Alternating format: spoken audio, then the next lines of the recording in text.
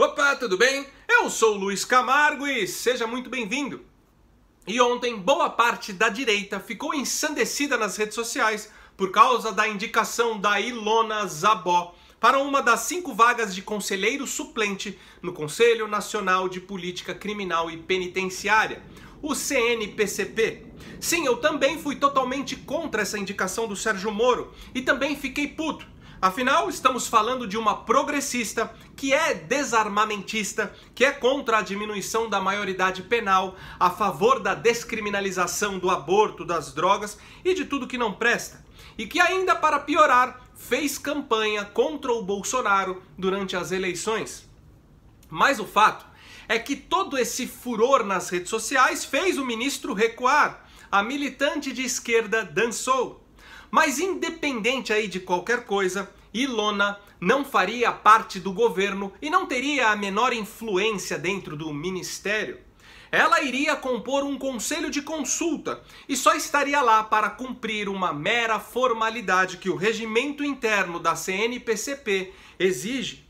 Sérgio Moro ganhou pontos aí ao perceber seu erro.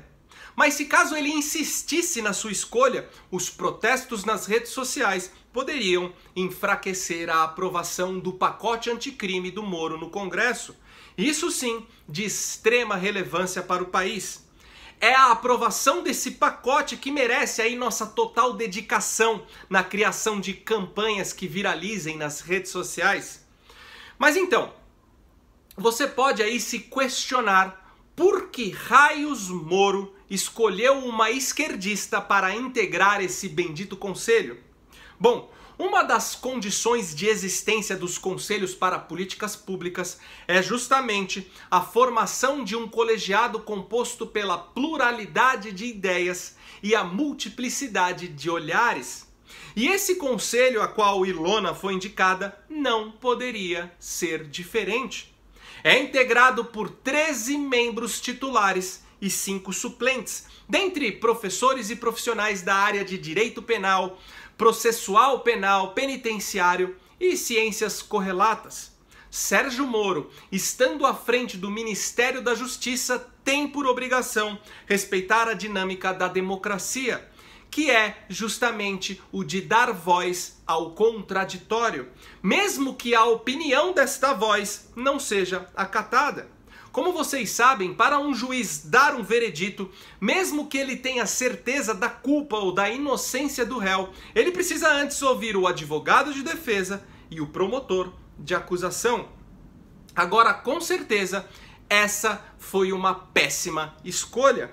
Moro poderia ter indicado aí para o conselho 1 ou 2 pessoas de posicionamentos contrários ao governo, como o protocolo exige, mas não indicado justamente uma militante ativa como Ilona Zabó. Sendo assim, ele errou. Mas não podemos esquecer que uma das maiores virtudes do homem é reconhecer seu erro. E foi o que ele fez. Outro ponto é que quem foi que disse que o Moro é de direita ou que ele é conservador? Parece até que a galera comprou aí a narrativa absurda da esquerda, que a condenação do Lula foi ideológica, sem cogitar a possibilidade de que realmente o Lula está preso porque de fato é culpado e que o juiz é imparcial, como o cargo exige. A verdade é que, em se tratando aí de política, eu particularmente sempre vi o Moro posicionado mais ao centro. E ele mesmo já disse que não concorda aí com todos os posicionamentos do Bolsonaro.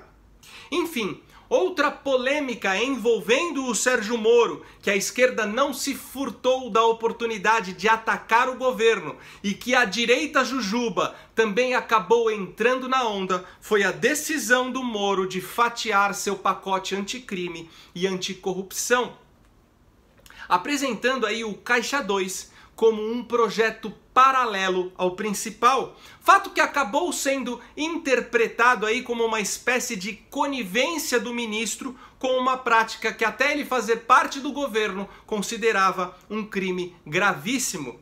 Tudo começou com a canalice da extrema imprensa que deu a notícia dessa forma.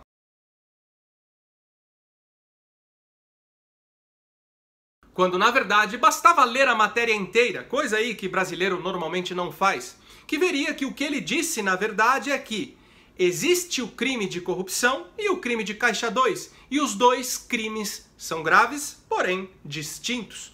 É como se ele explicasse aí para um retardado mental que roubo é diferente de homicídio, porém ambos são crimes.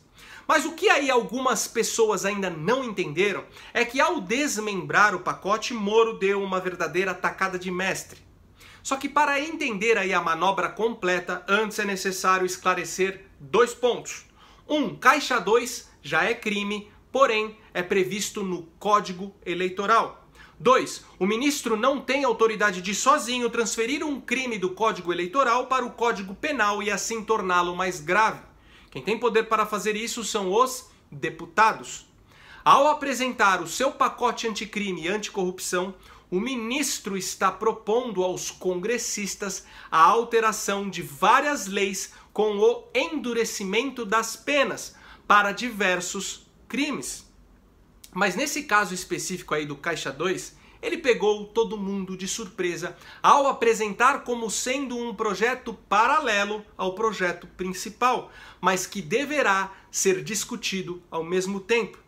E a princípio, isso deu aí uma impressão que ele estava querendo atenuar a relevância do crime de Caixa 2, que ele estava querendo passar a mão na cabeça de alguns amiguinhos. E por isso vimos parte da direita reclamar e a esquerda comemorar aquilo que parecia uma demonstração de mudança de opinião do ministro. Então, acompanha aí o raciocínio. Pelo que podemos perceber, boa parte dos deputados eleitos já praticaram Caixa 2.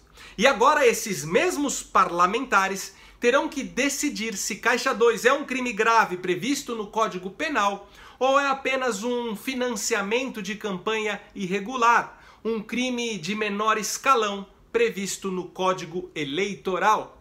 Se for considerado um crime grave, muitos deles poderão ser denunciados por ter usado dessa artimanha para bancarem suas campanhas.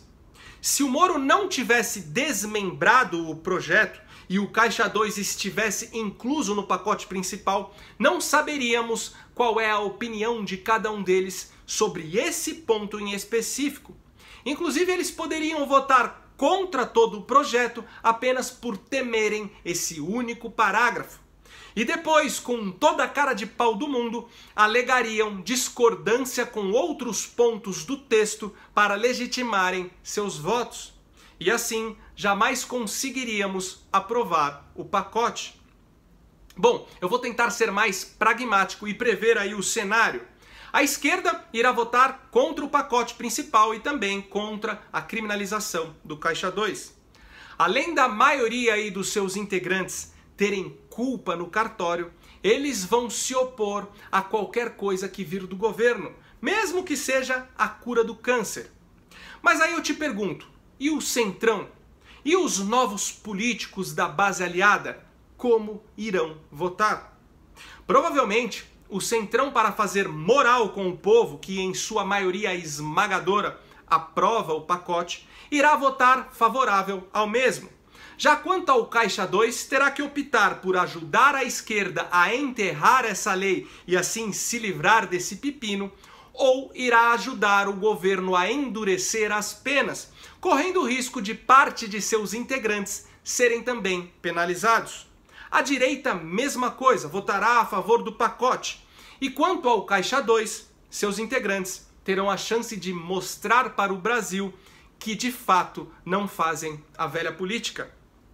Ou votam junto com o Moro, ou terão que arrumar uma boa justificativa para um povo que agora está bem atento a tudo que acontece em Brasília. Um povo que não deixa passar nem mesmo a indicação de uma suplente em um conselho que até então nunca tinham ouvido falar. Ou seja, Moro, com essa manobra, praticamente garantiu a aprovação do seu pacote principal. E quanto ao Caixa 2, nenhum parlamentar poderá escolher o destino desse tipo de prática sem antes tirar a sua máscara e mostrar o seu rosto para o Brasil inteiro. política é um jogo e o nosso ministro deu um checkmate. E por hoje é isso aí, deixa aqui a sua opinião, curte o vídeo, confere a inscrição, o sininho e como vocês já sabem, o YouTube desmonetiza vários vídeos aqui do canal. Por isso, a sua contribuição mensal com qualquer valor é muito importante para manter isso aqui em plena atividade. Vou deixar o link do nosso Apoia-se aqui na descrição. Então, até o próximo vídeo. Valeu!